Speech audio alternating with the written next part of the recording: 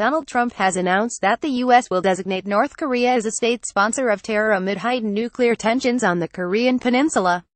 Trump said the designation will impose further penalties on the country. He called it a long overdue step and part of the U.S. maximum pressure campaign against Pyongyang.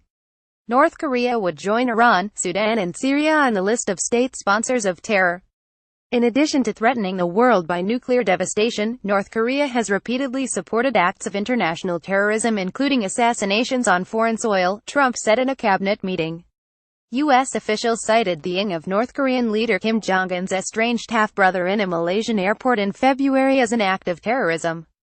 The United States has long imposed severe sanctions on North Korea, and Secretary of State Rex Tillerson, speaking to reporters at the White House on Monday, said the designation was very symbolic but that the practical effects may be limited. The United States' top diplomat also differed slightly from Trump in how to describe the effort. "I call it the peaceful pressure campaign. The president calls it the maximum pressure campaign. But there is no confusion, they are one and the same."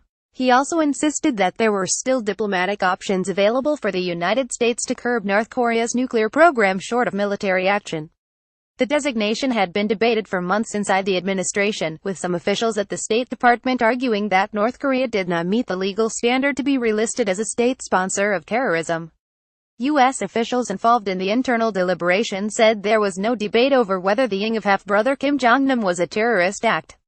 However, lawyers said there had to be more than one incident, and there was disagreement over whether the treatment of American student Otto Warmbier, who died of injuries suffered in North Korean custody, constituted terrorism. The officials were not authorized to speak publicly about the deliberations and spoke to the Associated Press on condition of anonymity. The move returns North Korea to the ignominious list for the first time since 2008, when the country was removed in a bid to salvage a deal to halt its nuclear development.